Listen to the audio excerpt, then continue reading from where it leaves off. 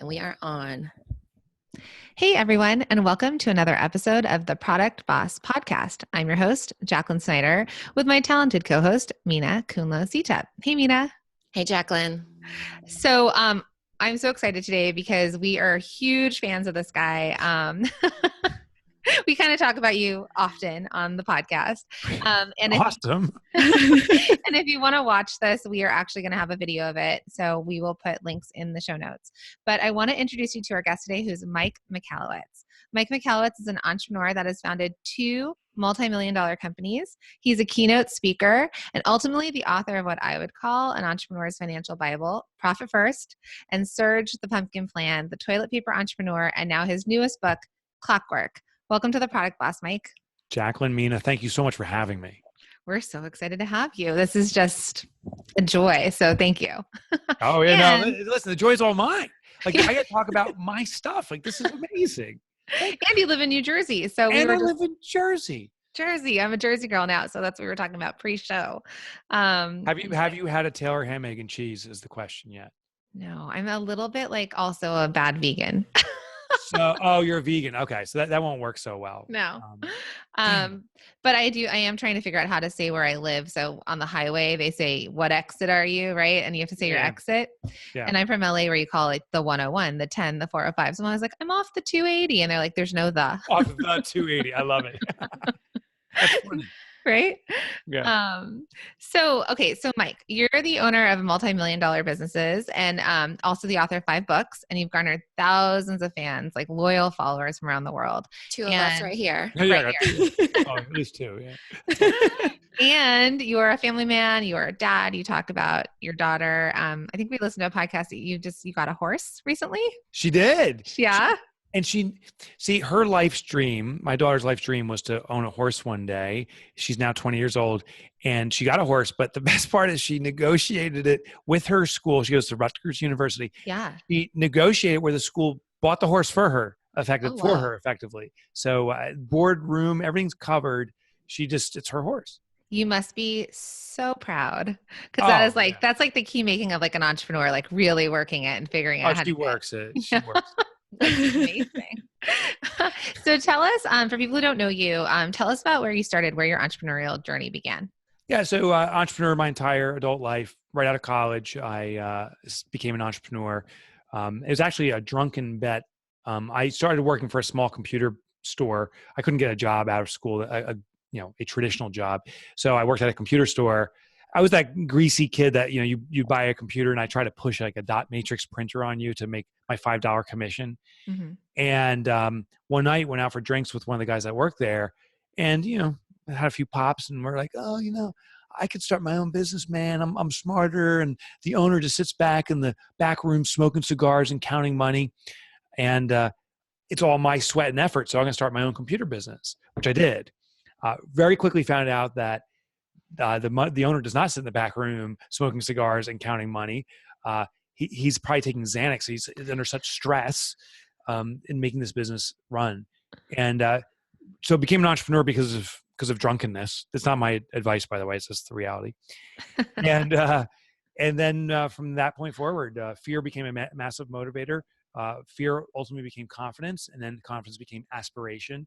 And I was able to sell 2 of my companies, one to private equity, another one to a Fortune 500. My second company was in computer crime investigation. We were one of the lead investigators in the Enron trial that everyone knows about, and other major cases. And then I run my third multi-million-dollar company today. But first and foremost, I'm an author. And I think one little last component, all that stuff is like kind of the resume bullet points. That stuff doesn't matter. I think the one thing that really matters in my life and why I can be of service to others is I also lost all my money. So I had a company in between, which I was an angel investor, but I had no right to be in that space. I was full of arrogance, thinking I knew everything about entrepreneurship. I was packed with ignorance, and arrogance and ignorance are a deadly combination. I started 10 companies. They all failed, lost all my money. I actually call myself now the angel of death because I was such a bad investor. And that was the big awakening that I know very little bit about entrepreneurship. I need to learn it, master it. And I also wanted to step into what I feel is my calling, was to be an author. So is that period where I said, I'm going to become an author and really learn stuff for myself and serve the world. Just so happens I've started other businesses since, because when you're an author and your books start getting popularity, more and more people are interested in working with you. So some really nice opportunities present themselves that I'm partnered in and own businesses with. Yeah, that's wonderful. That was one of the things that I think really gravitates a lot of entrepreneurs to you, is that you started from ground zero, Yeah. and then basically got up there and then went back to ground zero. Oh yeah, below ground zero. I was in Hades. Yeah. It's always about reinventing yourself. I think entrepreneurs ultimately can reinvent themselves and come up with the next idea, take what they've learned, do it again. I think the shame, and I actually, as I was just sharing my bio there, I was doing it. Many of us default to the success story. Our resumes, all those bullet points of successes. But the reality of our entrepreneurial journey is there's far more failure. And some of it is a travesty, like real devastating stuff. But I think it's in these valleys that we can see the height of success and how really extraordinary that is. Many entrepreneurs never achieve that. So I now put more value in the dark period and challenges I went through. Now, coincidentally, I don't look at that and say, oh, I want to go through another dark period in my life and struggle like crazy. I don't wish that upon anybody, but I hope it ripped out my ego, and I no longer feel this bravado to say, look how successful and great I am. Because I'm not. I'm just going through life's experience. I just got some different vantage points than other people that I want to share. And I think that's my real story and the real story of many entrepreneurs. So you were saying that one of your businesses was a manufacturing company. Could you tell us a little bit about that? So that one was when I started the angel investing business. Of all the companies I started 10. One sustained. It was a small manufacturer in St. Louis, Missouri. It exists today still. It's called Hedgehog Leather Works. And I became a partner in the business. And what we did was manufactured leather products. So sheaths for knives, that was our most common product. We catered to what's called the survival market. These are survivalist people that see the end of the world coming and they want to have tools and equipment to protect themselves. And so we made sheaths for them. It was a big eye-opener, manufacturing in the US, controlling all the raw materials and variables that you face, and producing what I really believe is a superior product.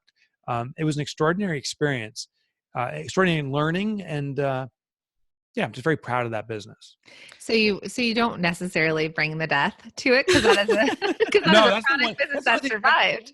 No, listen. I started a business. It was called I think it was Romance to the Door or something. But the idea was we were making these meals. It was like Blue Apron, but for romantic events like birthdays or Valentine's Day, and we would ship this package to the customer, and it had like the candle in there for the table, the whole setting, the food, so you could make it up. And great ideas, but ahead of their time. This was like 8 years or 9 years before Blue Apron came out, and we just couldn't figure out like the logistics and making this happen and awareness, and the business just went right down. And had a lot of these great ideas. The other thing was, to run a leather manufacturing business, a food supply business, another one was a fitness business, a jewelry manufacturing business. They were all like, none of them complemented each other. And if the businesses don't complement, I was being pulled in 1,000 different directions at any given time. That was also like a grand mistake. Mm-hmm. Yeah, but it fits, that 80-20 rule. So 8 businesses failed. I'm sure there was probably, 1.5 in there. Yeah, but okay. So here's the other part. Like, yes, 8 businesses failed, 1 makes it, or 9 failed, 1 makes it. That kind of fits the numbers. I lost every penny I made. So I became a self-made millionaire in my early 30s when I sold my second company, that computer crime investigation business, full of arrogance and like, look at how great I am. Just blowing money, like making it rain with cash, like a total tool. I was a total tool, a dick, just thinking I was so great. And with my money, I started all these businesses. As they were declining, I was actually spending more money to give them runway, and blew all my money.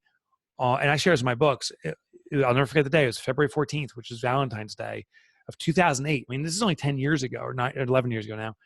I got a call from my accountant, and he said, Mike, you should declare bankruptcy. I lost every penny. I was broke. And I had to go home to my wife, my children, my daughter, and tell them, we're going to lose our house, which we did. We lost our cars and a lot of our possessions, because I never declared bankruptcy, but we had to right size ourselves and adjust to our our very mediocre amount of income. And we bought a rusty, beat up Dodge Durango, a 1997 Durango. So it was already 10 years old as a rust bucket. And that was our ride.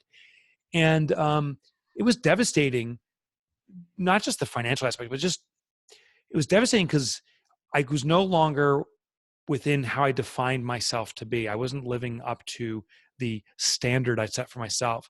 So my ego went through a major bruising. I actually went through depression. Not that I share this, gleefully, but I think it's very important. Many entrepreneurs struggle with depression. I went through 2 years of depression, became a drink. I'm not really a drinker, became a drinker.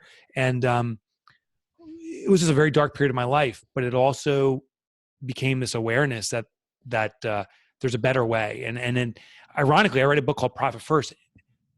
It's not all about the money. It's about the balance. Profit just happens to be a great supporter of it. And that's why I believe we need to treat it like gold.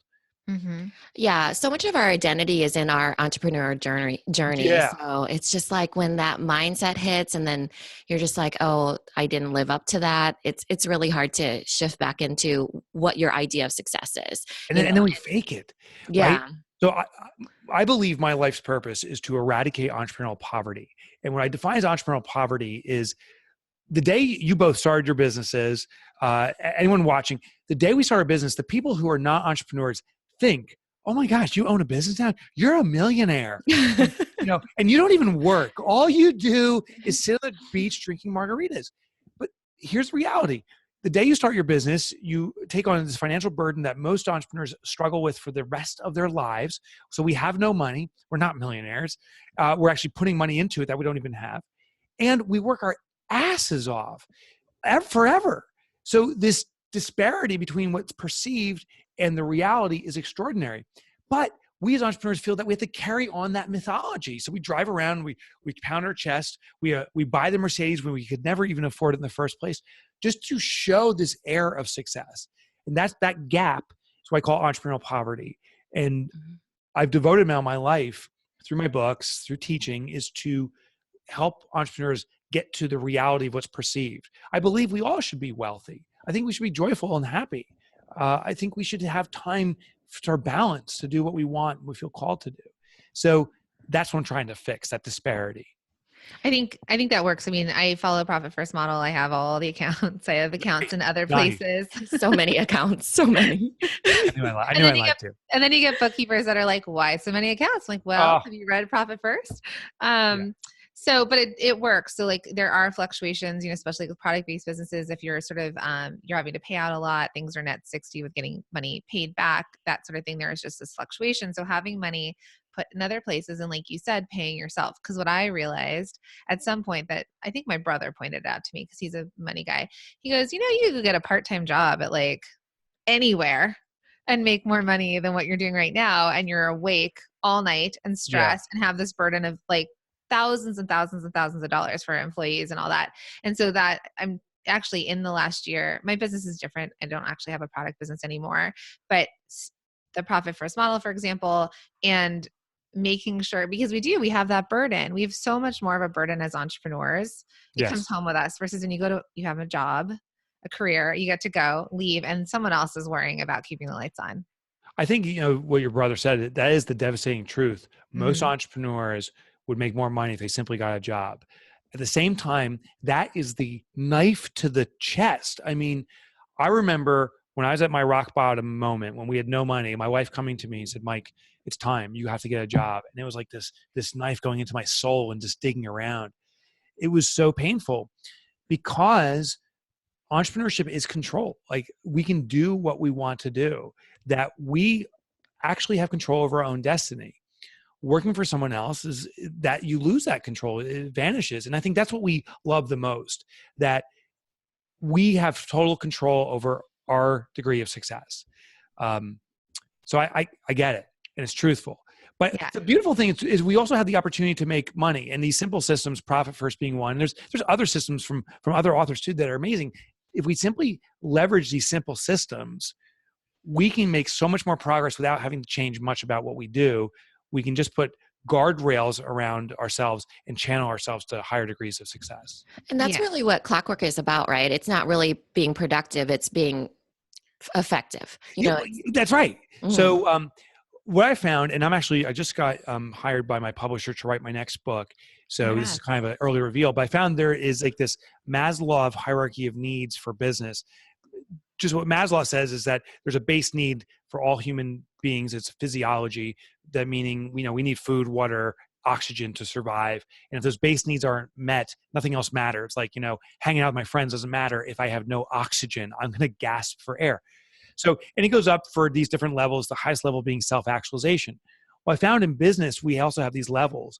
The base is sales. Like if an organization has no sales coming in, that's the oxygen for a business, and we start gasping for it. The next level up is profit. Profit brings about, to your point, was the sustainability. Like we don't have to worry about, I think it was Jacqueline who said that, you don't have to worry about making that next sale immediately. So it brings about some sensibility. And then Minna, to your point, the next level up is time. And time it's most entrepreneurs think that if we want to get more out of our business, we need to pursue greater productivity. The problem with productivity is this. It is necessary. I'm not poo-pooing productivity, but it's not the ultimate solution, because productivity says we have this much time. And for people watching video, I'm just showing a distance between my hands.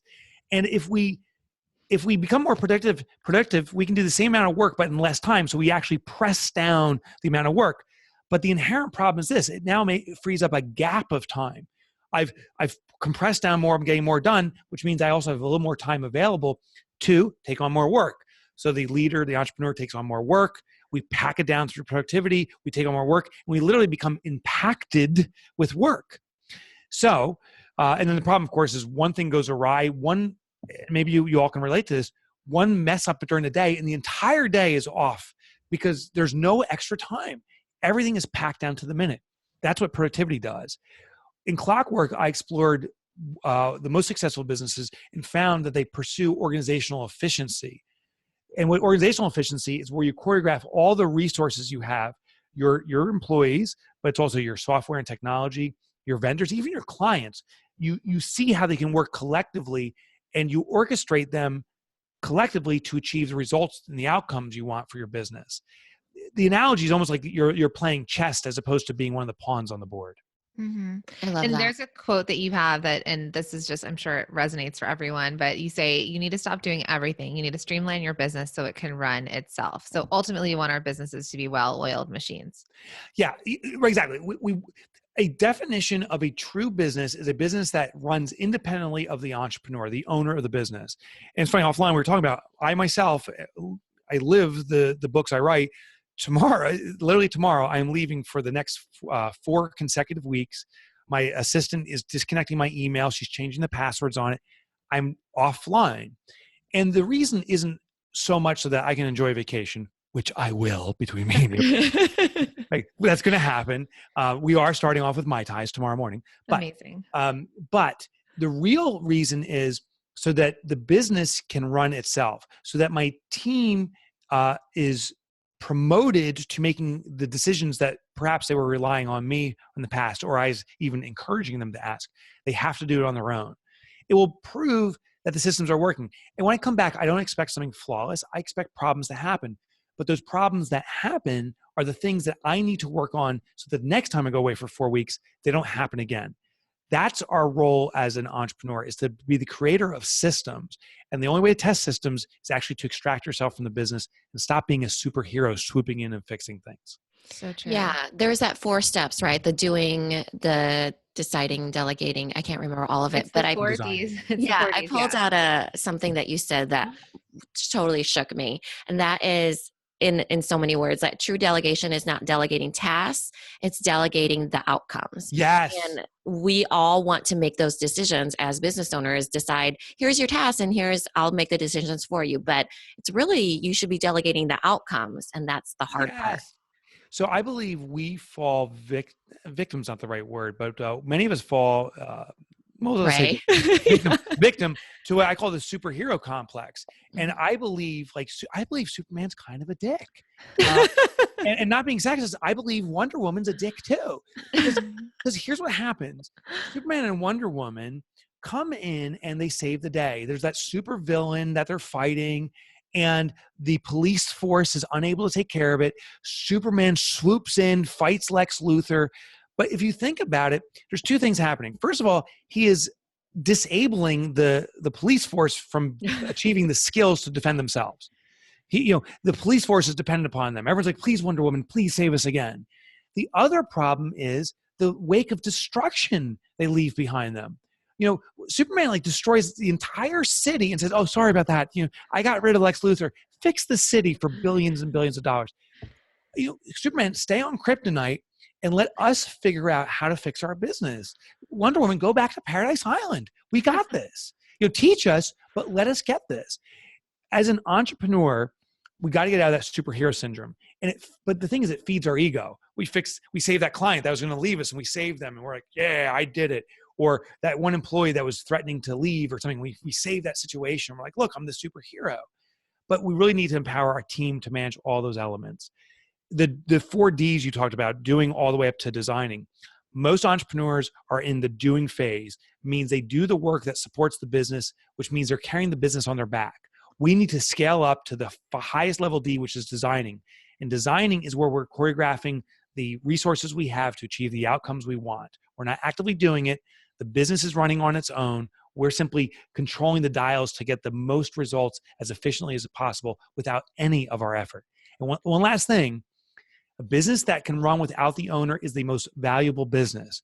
If you ever looked to sell a company, and I've had the blessing now of doing this twice, when the businesses were dependent upon me, the valuations dropped. Who wants to buy a business that if the owner decides to take a day off, starts to suffer? People that buy businesses want turnkey businesses, a business where if you don't show up, the business continues to grow. So if you actually ever want to sell your business, you have to do this. I love that. So just to go over your Ds really fast. It's the 4 Ds running the Clockwork business. It's doing, deciding, delegating, and designing. And entrepreneurs need to do less and design more, which ultimately designing is strategy, perhaps even.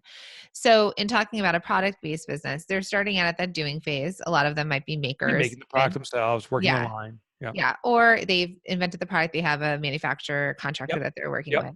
So I think when you do a product business, sometimes it is easier to maybe sometimes pull yourself out of it because if the product is set up and you've got the manufacturing. But if you're dealing with sales, customer service, managing your contractors, all of it, you're doing it still. And so I think, and I don't know what you would say to this, but coming up with starting to also document the systems of what they're doing. So because what you're saying is you get to leave for 4 weeks because ultimately you now have a team that knows all the parts. To keep it going. And so I think as they're doing it, because that's the biggest thing I think we're going to get questions about. How does a single solopreneur, it's a product-based business, get from being the doer to being able to level up? Yeah. So I got the strategy. And the irony is it's not through traditional documentation like SOPs. So I studied, ended up being hundreds of different businesses, but we narrowed it down to about 20 businesses that I document in the book. What I found is SOPs were a standard from the past that worked, but they fail to work anymore. An SOP, standard operating procedure, is where you do something, you document it, and you give it to someone else. The problem is, first of all, it takes a lot of time to create it, and the technologies around it often change faster. In fact, when I was writing the book, I originally started to roll out SOPs at our own business here. As an author, one component is we are involved in a lot of shipments. We have 2 people involved in our little shipping department here. Well, I was doing the shipping originally, and here's how you pack a box. Here's how you go onto the UPS site and do all this different stuff. I gave it to our first employee. Her name was Jackie. And said, Jackie, here's the process. Here's the SOP. It was this 12-page, beautiful pictures, everything. 2 minutes later, she comes back and says, I went to step 4, and I don't know if you know this, but UPS changed the website. It's not the same anymore. And I pulled out my hair. I was like, are you kidding me? I spent 3 months writing this, and UPS updates your website. Half the document is no longer relevant. So documents, SOPs become irrelevant quicker than ever now. But the second thing is consumption. For Jackie to spend hours or a long period of time going step by step, it's so meticulous. We have short attention spans. The better way is what's called capturing. And capturing is the new form of SOPs. It's actually recording the process as you're doing it. So screen capture, if you're doing something on a computer, audio capture or video capture, you can do it with your smartphone. So now when I do that shipment of packages, we have a smartphone. I'm explaining to it as I'm doing a real shipment. So I'm actually getting work done, explaining how it works. Now Jackie just watches the video and she can replicate it. And then the final step is once Jackie is doing this process, following the video, it's very simple. She then creates another video explaining it to the next person that we'll hire in the future. And the reason is we may never hire someone else. She may continue to do it forever. But the best student in every room is the teacher. I know Jackie's mastered the process when she can effectively teach the process. So after she's been doing it for a while, she teaches it with the additional thing or additional direction of finding better ways to improve the process. So she'll create a new training video with her own enhancements. And now that she's taught it, she's the best student and she takes ownership over it and it's now her process. I love that. And that's something that we use Loom also. Yeah, so I love Loom. Loom. So I will put that in the show notes too, but we are teaching a lot in our Beautiful. our masterminds and on our Facebook groups. And so we like to take them through. So Minna will even show them how to select packaging, or this is how to do the back end of your Shopify site. So that's just a really great way to capture it. And video is just really strong now. I love it, Jacqueline. Yeah. So I get the approval. I think that when you're a product-based solopreneur, it's easier to think of instead of hiring or managing all these people, it's more like creating partnerships, like what you were talking about for manufacturers, right? You're in a way, you're delegating to them because you're saying, here's what I want, and they control the outcome, you know? Right. Same I with mean, you can delegate to your clients, which kind of sounds weird, like give them work. Some clients love it. Actually, many of us do. It used to be when you wanted to order something, you have to pick up the phone. The order taker says, tell me your phone number, tell me your address, and they collect this information. Now we just fill out a form on the web. We're actually doing that work. They don't need an order taker to do that anymore. And we prefer to do it because we know it's going to be accurate. There's a little enhanced degree of privacy. So you may be surprised, but you can actually delegate a substantial amount of work to your clients. Yeah, I love that. And it's basically the conversion, right? That's right. So I wanted to point out something that you had said about how the parent-child thing. It's, you know, how we say this all the time. Our businesses feel like our children. I have 2 kids. I have two businesses, actually. Yeah. But I loved what you were saying about it. That's not actually the case. It's more like, could you awesome. Picked up on that. So so the parent-child analogy, I call bullshit on total bullshit, because let me explain what the analogy is. We as entrepreneurs feel that we are the parent of a business that we gave life to. We started it, right? Therefore, it's our child. We are now feeding it and nurturing it and protecting it with the intention of it to grow. At some point, it will have its own legs. It'll be an adult business, and it'll give back to us. The reality in execution is that business nurtures and feeds off us for the lifetime of the business. And if it ever gets legs on its own, it really comes back to us. It really is rewarding. I believe the better analogy is not parent-child, but conjoined twins. Because the reality is you start a business and you are sharing some vital stuff, vital organs, you share a set of legs, heart. Like, you know, we are connected like this. As the business goes, so do we. And as we go, so does the business. If you are having a bad day in your personal life, the business is having a bad day. That's the reality. It also means the separation isn't, you're not waiting for one day the business to walk off on its own into the sunset and send you a big check. Now what you realize is the separation is a very surgical process. We have to separate you very carefully, just like you do with conjoined twins. It's very surgical, very methodical, and you separate over time. Once you achieve the separation, now they are 2 independent entities. The business can run on its own. But the nice thing is we'll always share the same soul. So the soulfulness you put into the business will continue on into perpetuity, but now the business has its own strength. So look at it as a conjoined twin process, and don't just expect one day to rip yourself out. That will kill both you and the business. Surgically and slowly separate yourself. Yeah, I love that so much. There's this point that you said about the soul and the heart, where like if you're the face of the business, you're the heart. So a lot of times you won't be able to separate. But when you're the soul, your product, if you're a product-based business, could actually be the heart, right? Exactly. You know, one example is Burt's Bees. I had the privilege of interviewing Burt before he passed. He's real? He is real. He's real, and he's extremely eccentric. Sadly, he's passed away years ago. But before he passed away, true story, to interview him, he doesn't have a cell phone. He does not have a phone in his house. The only way to call him is at the general store when he's there. And usually he's at the general store on Tuesdays between 10 and 11 a.m. So you call this general store. I think he was in Vermont or New York State. And you call and say, hey, is Bert around? And they say, hey, Bert, you got a call. It's absolutely true. Well, I had the privilege of tracking down Bert, spoke with him, and he was the soul of the business. Everyone knows Bert's bees, and everyone knows the concept of this natural thing.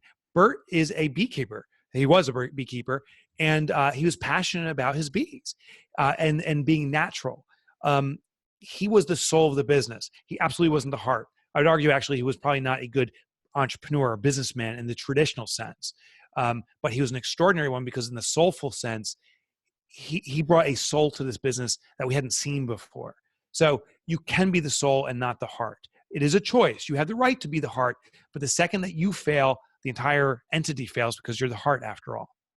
Yeah, I love that. And that's a bit of a struggle because I know you've brought up, like Tony Robbins or Marie Forleo, these kind of they were choosing to be the heart. Mm-hmm. And so the hard part for our listeners sometimes is like the social media thing, right? Everyone's like, do stories, get on video. And oftentimes they never wanted to be the face of their brand. They wanted their product to be the face of their brand. So yeah, Bert had his drawing, but we didn't know this story about Bert. He just was the one who ensured that even his lifestyle, the guy didn't have a phone, it was natural. It was old school. So I think that's a big thing that people are really challenged with right now. It's like kind of they're trying to push people to be faces of their brand. But not necessarily want to be. They do want to stay in the soul side of it and let their product, I guess, exist as the heart. Yeah, it's a choice. It's a choice. Now, in the very beginning stages, you have to be the heart and the legs and everything, quite frankly, because when we start our business, often we're a business of one or just a few. So there's a massive dependency on us. That's why I consider the surgical process. If we become too reliant on ourselves in doing a certain facet of the business, we are not separating ourselves. We're actually kind of freezing ourselves in that capacity, and the business becomes more dependent upon us. So it's a very, very specific and surgical process, the separation, and it takes time. Yeah. And I think with the soul, it's kind of like any other soul where you become the voice, right? Your product is the heart. You become the voice behind the soul, and you have the devil on your shoulder and the angel, and they're saying, do this, do this, do this, or whatever. Yeah. So you kind of have to decide, what your voice is going to be. And I think that that's the thing is deciding that. Yeah. And you can be the voice, obviously in practice, like the actual physical voice, or you can be the message. And that's what I'm trying to do with my own business. So right now while I'm removing myself from the business, I also realize I still have intentionally put a dependency on myself. I write the books. And for the next book to come out, I have to write it, which means there's still a dependency upon me. And if I pass away or something happens, the brand stops. So I have to make a hard decision now. And for now, I'm deciding to stay in the business. But this is a decision I'm making.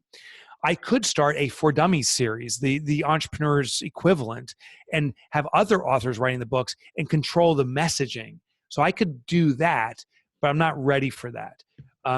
But I do have some things positioned. So my life's purpose is to eradicate entrepreneurial poverty. That's the core messaging. I at least am positioned that if I do make that election, I can finally remove myself from the business entirely, but keep the soul of eradicating entrepreneurial poverty there. Yeah. So what you're saying, and we have some listeners and actually clients that are authors or they publish magazines. So you are a product-based business ultimately right now. You're dealing with shipping, you're dealing with, you sell on warehousing, raw materials. Yeah. Yeah. So, and you are the maker because the information, it doesn't mean that you eventually have to sit down and type all the words, you can, J.K. Rowling does not write all of the things anymore, like Pottermore, her whole thing, like J.K. Rowling has someone else writing it in her essence. Yep. But you're a product-based business. So, I guess, would you mind speaking a little bit more on that? Like maybe how you're using Clockwork and some of the things that you teach within your product business and like use in the different platforms that you're selling to, and because you still have to do a lot. So the essence of it, and we talked about this off air, is every product-based business, actually every business has a singular activity that's the most important activity in the business. And I call it the QBR. It stands for Queen Bee role. I derived this from studying business efficiency. I looked at playset manufacturers to pizza shops and everything in between, and discovered that the most efficient of all organizations is actually not human-based, it's insect-based, it's a beehive. Very efficient use of energy, and they're able to scale, grow a beehive extremely quickly. And I found there's a singular activity in a beehive, and this is true in every business, that the beehive is hinging its success, survivability on, and therefore thrivability. And for them, it's the production of eggs. The production of eggs is so important to a beehive because bees die very quickly, so you always need to be producing eggs. If egg production is ignored, the hive will die very quickly. So all the bees care first and foremost about production of eggs. Then they go do their other jobs. The analogy into business, this isn't really a manufacturer, but I'll bring it back to manufacturing. FedEx, and I use that brand because everyone knows FedEx. FedEx's product or service is to deliver packages. Every business has a promise, and this is the key we need to get to. What's your big promise to your customer, your singular most important promise? FedEx promises to deliver packages on time. And right now, of all times of the year, this is when there's the most demand because we're recording this during the winter holidays. Well, when we look at the big promise they make, we peel back the onion just one layer and say, what's the one most critical activity that makes that promise reality? And for FedEx, it's the logistics. The movement of packages ensures that packages can be delivered on time. Now, FedEx could say, you know what, for the next month or next week, let's not worry about customer service. We're not even going to answer the phones. Let's just make sure we deliver packages on time. If FedEx does that, they may get some bad PR and some customers may be upset, but the essence of the business will continue to run and will continue to do business with FedEx because they're delivering packages on time. But if FedEx says, for the next week, let's just not worry about delivering packages. Let's have great customer service. Let's be super friendly. FedEx will go out of business because I would depend on FedEx to deliver my packages on time, and now they're ignoring that. Well, in our business, we have to figure out what's the one biggest promise we're making to our customers. As creating a product of books, I promise to deliver complex concepts in a very simple way. That's my promise. I peel back the onion and say, what's the one core activity that makes that the reality?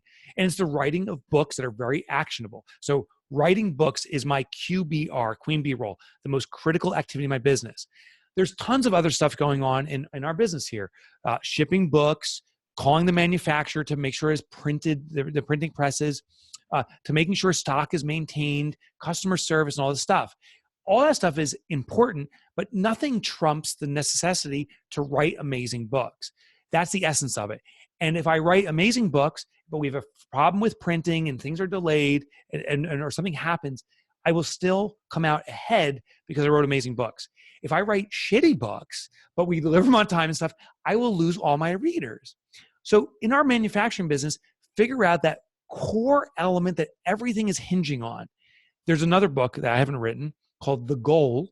And if you're a manufacturer or you outsource your manufacturing, but you create your own products, I would argue you must read the book called The Goal by Eli Goldratt. And it's the concept of the theory of constraints. Same idea. What's that? Those things that if it's not being addressed, your entire business is being compromised. I call it the QBR.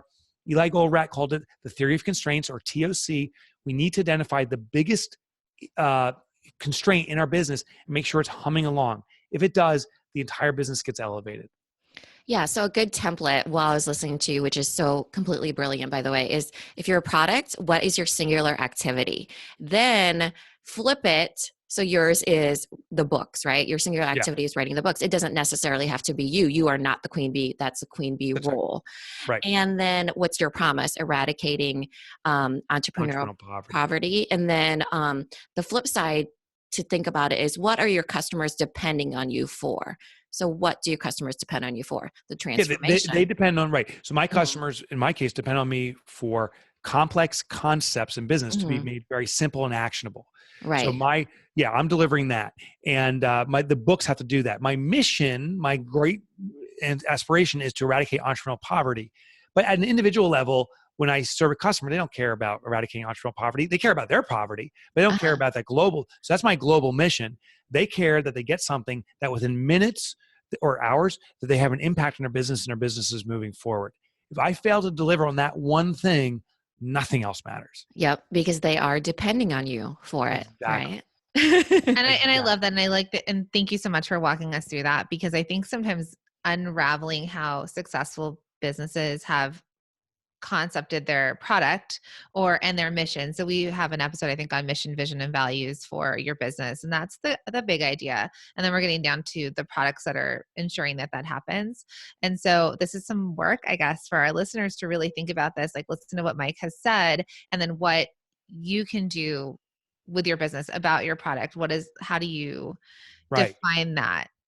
We just bring it back to a real, not a real, I mean, books are products, but a real product. When I had that sheath company, our big promise was that your sheath would be made like a tank. That was actually the word we used, like a tank, meaning this thing was basically invincible. And everything would focus on that when we had design enhancements and stuff, we could make stuff that looks cooler or looks better. But the question was always, are we delivering a tank? And if we're not delivering a tank, we're not delivering our promise. These are people who are in the survival market. When Armageddon hits, they want stuff that is effectively invincible. That's what we're trying to create. And sometimes we got off base. We're like, we can add this cool little feature and this little bell and whistle, but it wasn't a tank anymore, and customers would notice. So you have to be true to that big promise you're making to your customers at all costs. And even though you may not look, certain other elements may be compromised. We didn't have the sexiest looking product. The fact it was a tank won business over and over again.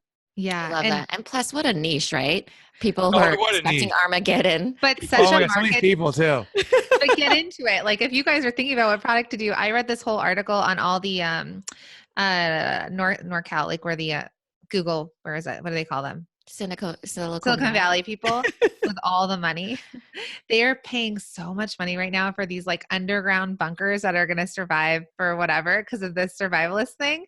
Yeah. And so there is money there to be spent, and it's super, super niche. And that's what you're saying. Like you guys niche down, and it was for somebody who took it so far one way. A little tiny promise delivered. And it's not to everybody. It's to these people, but they're going to spend the money for it.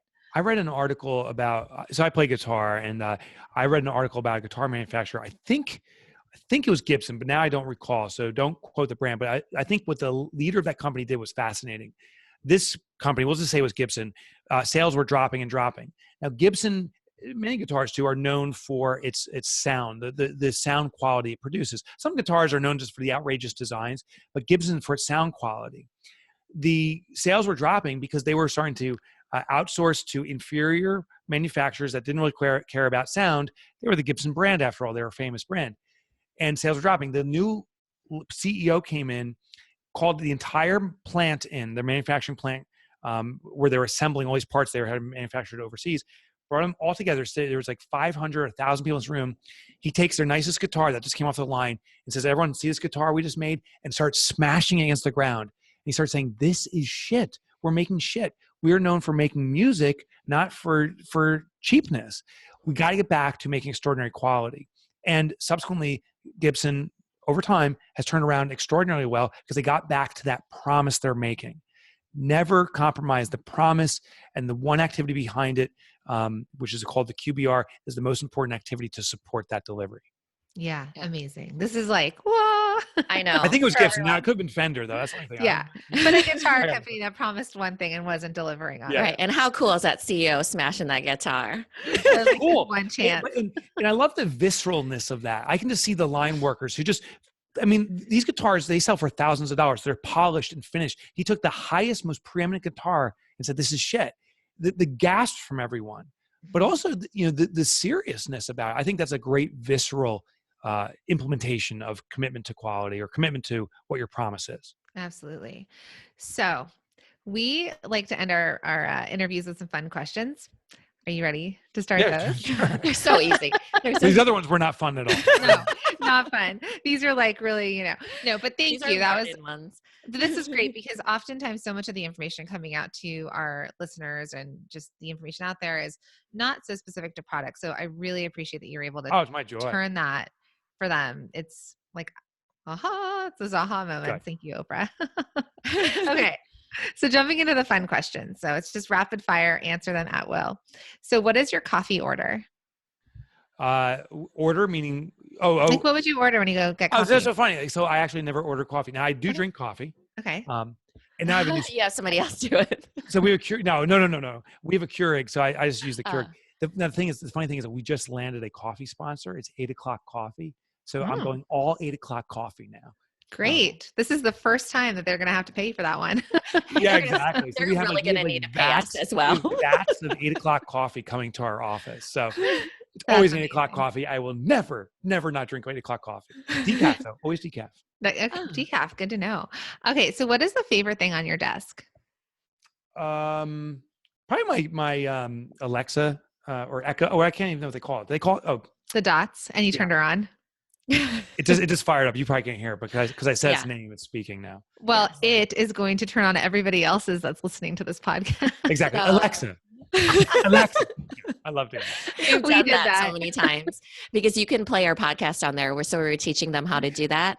We do that too. So on my own podcast, at the end, we say, Alexa, play the Profit First podcast so that people get their machines kicked off. Hey, I do have a quick insert question that I was curious about because your books are so good, but your speaking is so good. So your mode of communication, was it always one or the other? Like, how did you find your strength in one or the other? So writing books is a labor of love. Okay.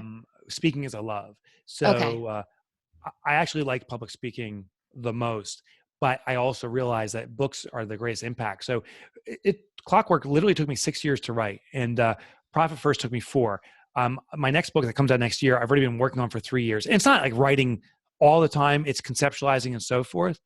But I'm not naturally a good writer, but I can achieve good writing if I stick with it. So Clockwork has been rewritten. I went through it. Well, the full first manuscript I threw out the window, even though that was so painful to do. I went through it probably 4 times before it started really nailing it. And then my editor took it and took it to another level. Okay. Yeah. Great. And we talk about that a lot too, like what's easiest for us, like speaking, video, and then writing. I love public speaking though. Yeah. And just to point that out, because I asked you also, but all of your books, are they all available in audio form? Yeah. Oh, everything's on audio. I read my own books. I actually Yeah. even go into tangential. So I'll stop reading the book and say, hey, we got right now, me and you, while I'm doing this recording, we got to talk about something. And I'll share a new story or a new insight or a reason I wrote something. Yeah, it's very much like sort of listening to you on a podcast. So I've listened. Yeah. I prefer to listen to my books than read. So Profit First, Me too. I'm the same way. I love listening to books. And listening to you is just, it's fun versus I'm listening to a parenting one and not so fun. Read by the authors. Jacqueline, you complete me. I just want you to know. As my kids do. Okay, jumping back in. So finish this sentence. When I pick up my phone, I answer it. Okay. So somebody's still calling you on it. Yeah, people still call me on my phone. It's like the general, Bert, you got to call. Yeah, like, did I answer that wrong? I snapped it. No. People say check Instagram, check my email. No. I have an Instagram account. I don't even use it. I go on Facebook and stuff. But when I pick my phone, the vast majority of time, well, 2 things. I'm a college sports fanatic for my alma mater. So anything related to my college, I'm always looking at the scores and like always disappointed. Even if they win something, I'm disappointed. So I'm looking at sports scores or I'm answering the phone. Okay, great.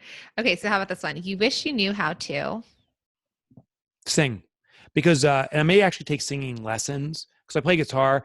But a guitar without singing is like pretty freaking boring. So like, Jacqueline's people sit there husband and is a go, Broadway singer. That was great guitar. Singing is a real good talent. That gets people engaged because then they sing along. I have a party in my house and I'll whip out, I'll start playing Margarita, whip out the guitar, I start playing Margaritaville.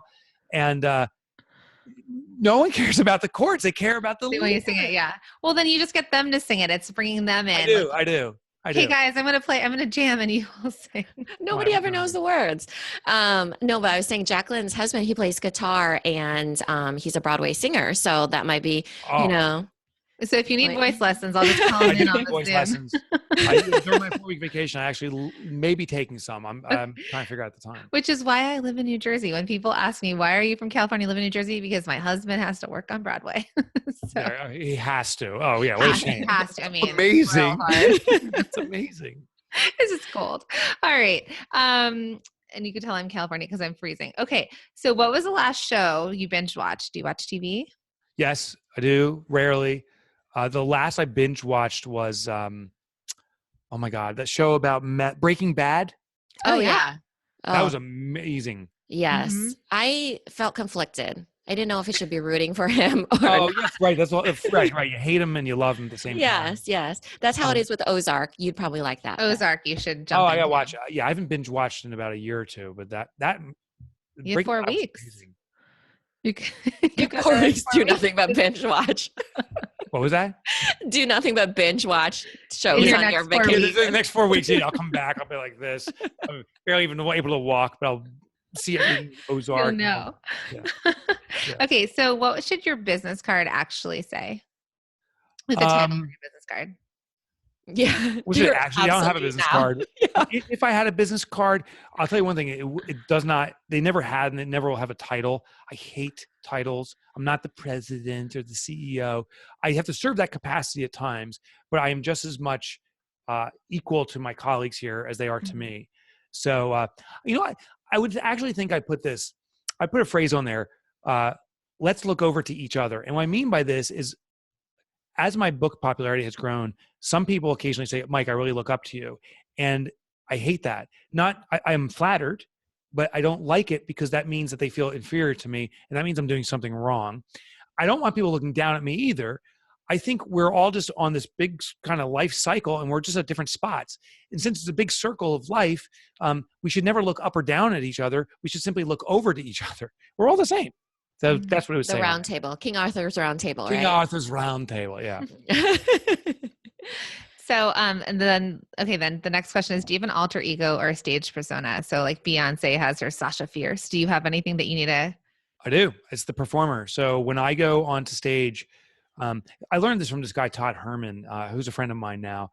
And he's coming out with a new book that is going to be a must buy next year about alter ego. And he shared a story that blew me away. Martin Luther King never needed glasses, but Martin Luther King, whenever he spoke, would always put glasses on because that brought about the sense of intelligence and confidence. And he felt it too.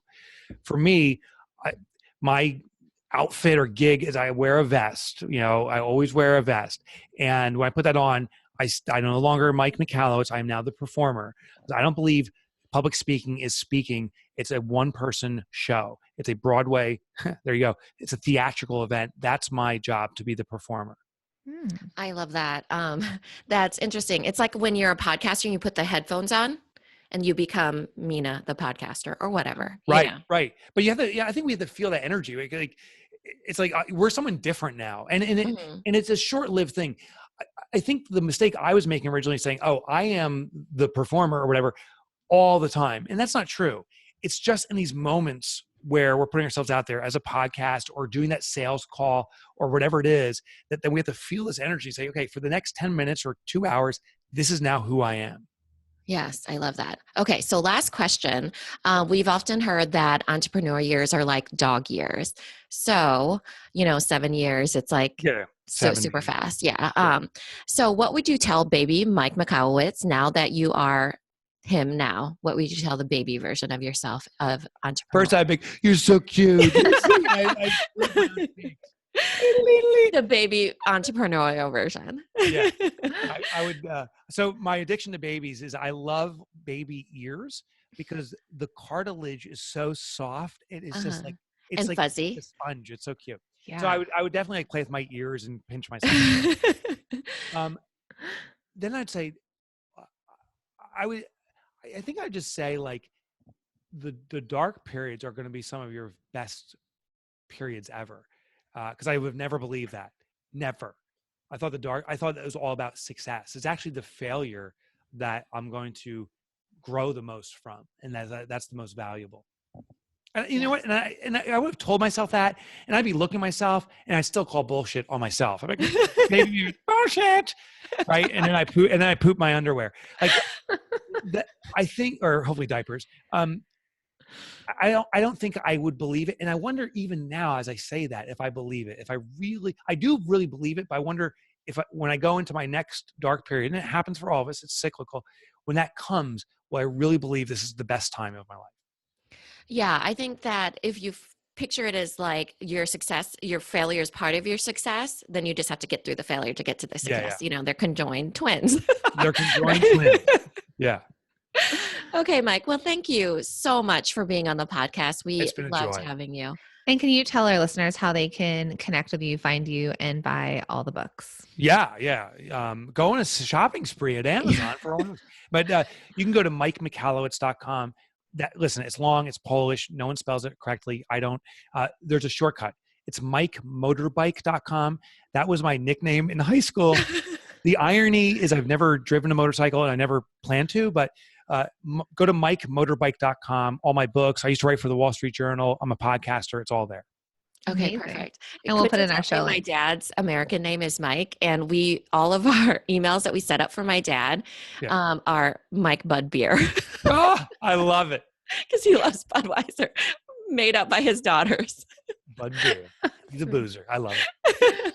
All right, Mike, thanks for this, and enjoy your vacation. And we hopefully we'll be able to hear how that goes in the, after those 4 weeks. Let's do it again. Minna, All right. Jacqueline, thank you both. Thank you.